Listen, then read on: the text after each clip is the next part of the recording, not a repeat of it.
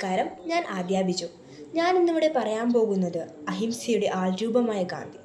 156 വർഷം മുമ്പ് 1869 ഒക്ടോബർ 2 ഗുജറാത്തിലെ പോർബന്തറിൽ പിറന്ന മോഹൻദാസ് കരംചന്ദ് ഗാന്ധി എന്ന മഹാത്മാഗാന്ധിയുടെ ഓർമ്മ. ഇന്ത്യ എന്ന ഉപഭൂഖണ്ഡത്തെ മാത്രമല്ല, ഈ ലോകത്തിലെ സമാധാന കാംക്ഷികളായ ഓരോ സഹോദരങ്ങളുടെ ഹൃദയങ്ങളെ ത്രസിപ്പിക്കുന്നുണ്ട്.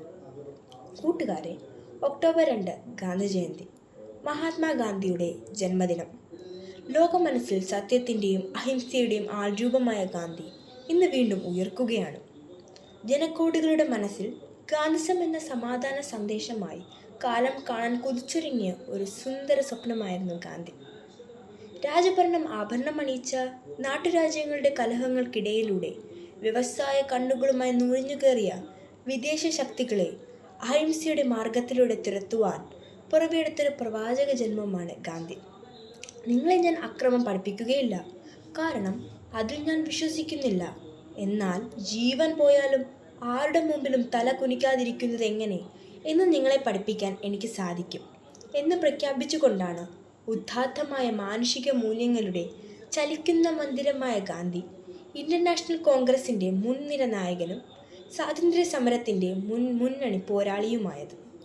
ഹിന്ദുയിസവും ജൈനിസവും ക്രിസ്തീയതയും ഏറെ സ്വാധീനം ചെലുത്തിയ ഗാന്ധി മനസ്സിൽ ഭഗവത്ഗീതയും വിശുദ്ധ ബൈബിളിലെ അഷ്ടഭാഗ്യങ്ങളും ദേവസ്വരമായി. ഒരാൾ ചിന്തിക്കുന്നതും പ്രവർത്തിക്കുന്നതും പറയുന്നതും ഒന്നാകുമ്പോഴാണ് യഥാർത്ഥ സന്തോഷം അയാൾ തിരിച്ചറിയുന്നത് എന്ന് അദ്ദേഹം തിരിച്ചറിഞ്ഞു. മറ്റുള്ളവർക്ക് സേവനം ചെയ്ത് സ്വയം നഷ്ടപ്പെടുമ്പോഴാണ് നിങ്ങൾ നിങ്ങളെ തന്നെ തിരിച്ചറിയുന്നത് എന്ന ഗാന്ധി സൂക്തം അദ്ദേഹത്തിൻ്റെ ഹൃദയത്തിൽ നിന്ന് ഊർന്നു വീണതാണ്. ഭാരതത്തിൻ്റെ ഭാവവും രാഗവും താളവും തൻ്റെ ഉപവാസത്തിലും പ്രാർത്ഥനയിലും സത്യാഗ്രഹത്തിലും വെളിപ്പെടുത്തിയ ഗാന്ധിജിക്ക് ധാരാളം ശിഷ്യഗണങ്ങളുണ്ടായി.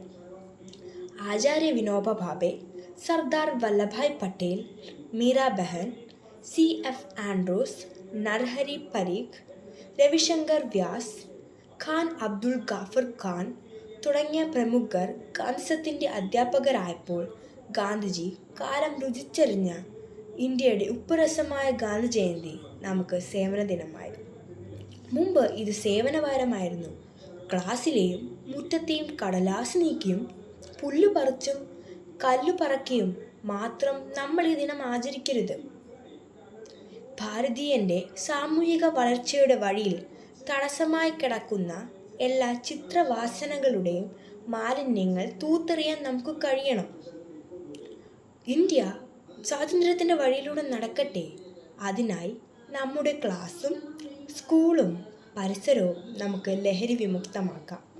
നമ്മിലെ ദുശീലങ്ങളുടെയും ദുഷിച്ച മാലിന്യങ്ങളുടെയും ജീർണിപ്പുകൾ നീക്കി നിർത്താൻ ഈ ഗാന്ധി ജയന്തി ദിനത്തിൽ നമുക്ക് സാധിക്കട്ടെ എന്ന് പറഞ്ഞുകൊണ്ട് ഞാൻ എൻ്റെ വാക്കുകൾ നിർത്തുന്നു. ഭാരത് മാതാ കി ജയ്.